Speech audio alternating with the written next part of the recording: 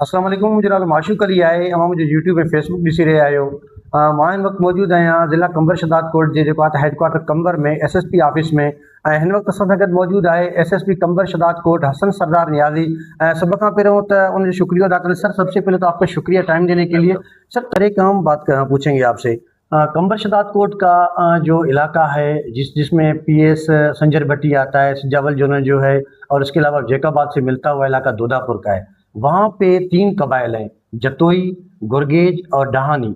जिसको आपकी ज़बान में उनको डहानी गैंग भी कहा जाता है, जतोई गैंग भी कहा जाता है, गुरगेज भी कहा जाता है। कई लोग वहाँ पे हलाक हो चुके हैं। उनका कहना ये है कि हमारे जो आपस में कबीलाई और गैरत के मामले हैं उन पे हमारे मामला चल रहे हैं, जबकि पुलिस का कहना ये है, आपका कहना ये है कि ये यहाँ पे जैसे सिंधी में धाड़ेल कहते हैं, डाकू कहते हैं, ये डाकू अनासिर हैं। आए रोज़ आप कार्रवाइयाँ भी करते हैं, लेकिन वहाँ पे उनका कहना ये है कि पुलिस ज्यादती कर रही है। ख़ास तौर पर नाम लेके उन लोगों ने कहा है कि DSP मीरो खान हमारे ऊपर खिलाफ कार्रवाइयाँ करके नाजायज़ी कर रही है, हमारे साथ घरों को मिसमार कर रही है। इलाके में जो मामला बढ़ रहे हैं उस पर आप क्या कहेंगे? माशूक, देखे, मैं पहले ही आपसे ये बात कह चुका हूँ कि एक मौक़िफ़ को नहीं सुनना चाहिए, आप उनके मौक़िफ़ को बयान कर रहे हैं। सही। ये बात तो वहीं पे मेरे ख्याल में गलत साबित होती है जब आपने कह दिया कि या तो वो धाड़ेल हैं या उनके कबीलाई झगड़े चल रहे हैं किसी भी मसले की वजह से। तो क्या उनके कबीलाई झगड़े चल रहे हैं तो हम उनको इजाज़त दे दें कि वो एक दूसरे को मारें, कत्ल करें, एक दूसरे के घरों में घुस जाएं, आग लगाएं, जो कुछ करें, या गैरत के नाम पे कत्ल करें, या खवातीन को उठा के ले जाएं? इस तरह के ह्यूमन राइट्स के जो इश्यूज आते हैं, तो क्या हम इस बात की इजाज़त दे दें? और मैं समझता हूँ कि जो भी जुर्म है, चाहे उसके पीछे जो भी फैक्टर है, चाहे वो कबीलाई झगड़ा है, ये पुराने अदवार की बातें हैं, जहालत के ज़माने की बातें हैं। हमारे लिए, हम इज़्ज़त करते हैं जो अच्छी रसूमात हैं, अच्छी रवायात हैं, हम उनकी इज़्ज़त करते हैं, लेकिन उन रवायात में कत्ल करना नहीं है। उन रवायात में खातून की इस्मत दरी करना या उसको कत्ल करना नहीं है। जो भी इन चीज़ों में मुलविस होगा, हम शदीद तरीन एक्शन करेंगे, और हमने किया है। इवन हमारे बॉर्डर से हट के जैकबाबाद की गड़ी खैरों में ये लोग बैठे हुए हैं, हमने वहाँ भी ऑपरेशन किया है, और इंशाल्लाह हम किसी को इजाज़त नहीं देंगे कि वो कानून को हाथ में ले। सरदार साहब, वरी महिरबानी मुंहिंजी टाइम ॾियण जे लाइ।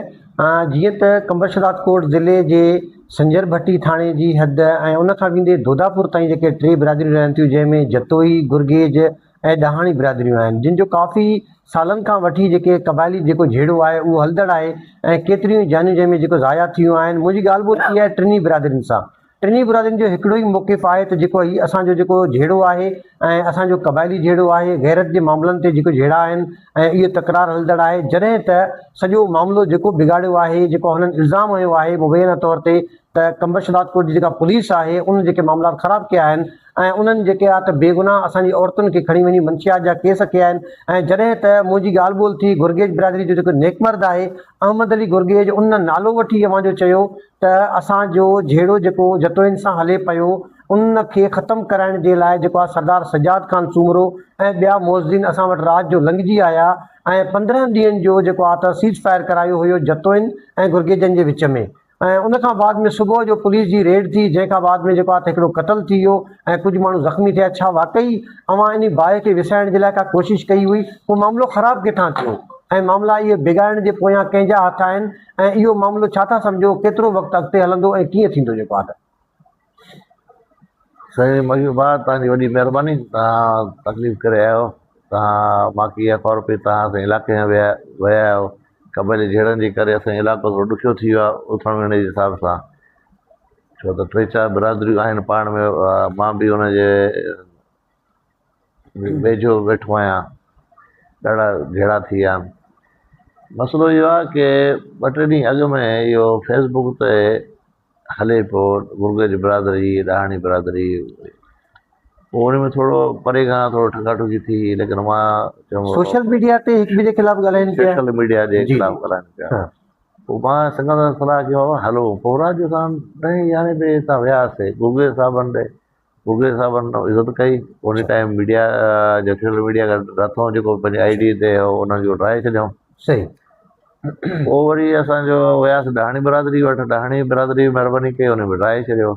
सुबुह जो असांजो प्रोग्राम हो जतोई बिरादरी जे में, छो राति जो हिते 12-1 थी वियो। सही।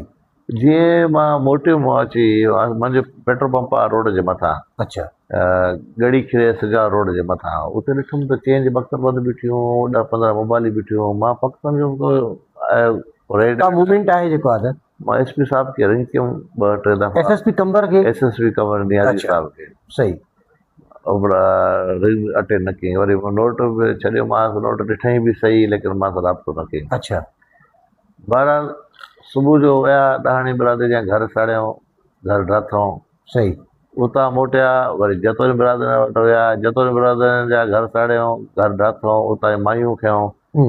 वरी मायुनि खे चस में चलान कयो। हाणे कबैली झिड़नि में नियाज़ी साहब असांजो कंबर जो DPO आहे, सही अॻियां लिखियलु सरदार नियाज़ी। सही तव्हां सरदार बि आहियो, पंहिंजी क़ौम जा चङा बि आहियो। हाणे नंगदारी खे जहिड़े कबैली जहिड़े में चस में चलान करणु इहो तव्हांजे ज़ेब ते नथो वञे। सही तव्हां चङा माण्हू आहियो, लेकिन तव्हांजा जेके एडवाइज़र आहिनि उहो राशी आहिनि, ड्रग डीलर आहिनि, उन्हनि जे चवण ते हलो था, नोट बि लॻनि था, उहे नथा कयो। पुलिस डिपार्टमेंट जा ऑफिसर आहिनि। पुलिस डिपार्टमेंट जा ऑफिसर। हाणे उन यूनियन काउंसिल जो चेयरमैन मुंहिंजो नंढो पुटु आहे। अच्छा वॾो पुटु मुंहिंजो म्यूनिसिपालिटी शराकड़ो जो चेयरमैन आहे। असांजी फ़ोन नथा अटेंड कनि, असां सां नथा राब्तो कनि, त हीअ कबैली जहिड़ा कीअं ख़तमु थींदा?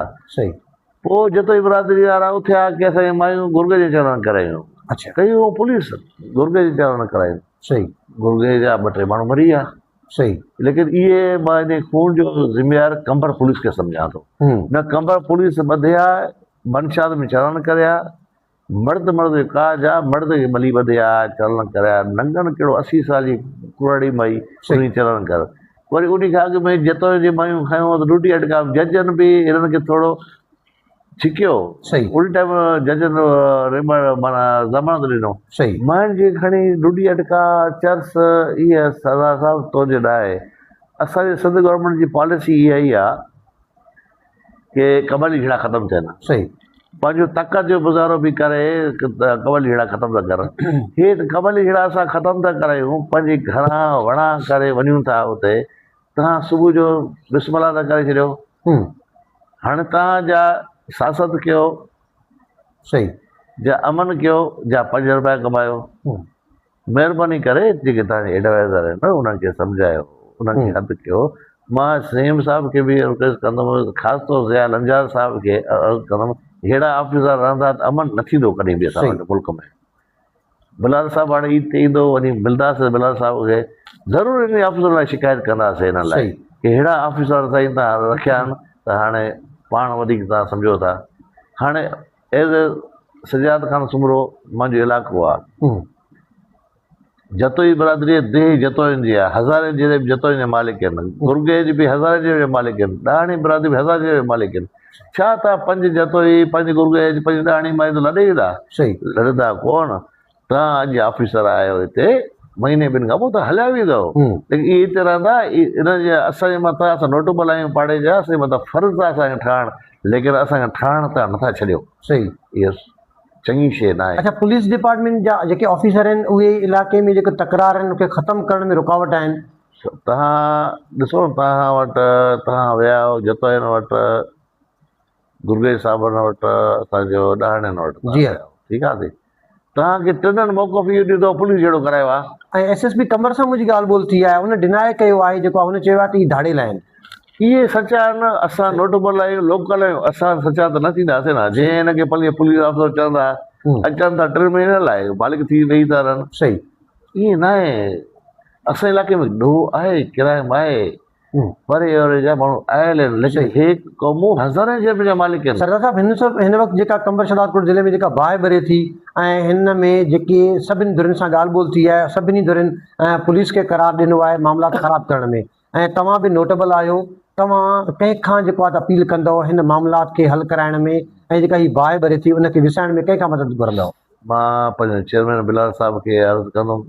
सही सिंध जो होम मिनिस्टर आहे, IG सिंध असांजो 6 किलोमीटर ते ॻोठु आहे। अच्छा IG सिंध जावेद आलम ओडो तव्हांजे भरिसां जेको हुनजो ॻोठु आहे? भरिसां ॻोठु आहे। अच्छा असां चवंदासीं अहिड़ा ऑफिसरनि खे थोरो महिरबानी करे हथु कयो।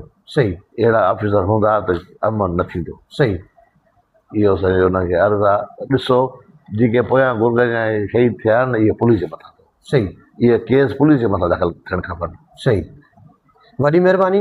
जीअं त नाज़रीन अवां ॻाल्हियूं ॿुधियूं जेको आहे त मुंहिंजी टिनी बिरादरियुनि सां ॻाल्हि ॿोल थी, उन खां बाद में SSP कंबर शाहपुर सां बि ॻाल्हि ॿोल थी आहे ऐं फाइनली जेको आहे त इलाइक़े जा नोटेबल जेके पर्सन आहिनि सरदार सजाद खान सूमरो उन सां जेका ॻाल्हि ॿोल थी ऐं उन जो जेको आहे उन मुतालबो कयो आहे ऐं अपील कई आहे चेयरमैन बिलावल भुट्टो ज़रदारी, CM सिंध ऐं घरू वज़ीर ज़िया लंजार IG सिंध खां त ख़ुदारा जेके ही ऑफिसर आहिनि ऐं जेके इलाइक़े में अमन अमान खे दाव ते हणी करे जेके माण्हुनि जूं ज़िंदगियूं तबाह करे रहिया आहिनि ऐं हिननि मामलनि जो नोटिस वठी करे उन्हनि जे ख़िलाफ़ कार्रवाई करे हीअ जेको इलाइक़े में जेका बाहि भरे थी हिन खे विसायो वञे। वॾी महिरबानी।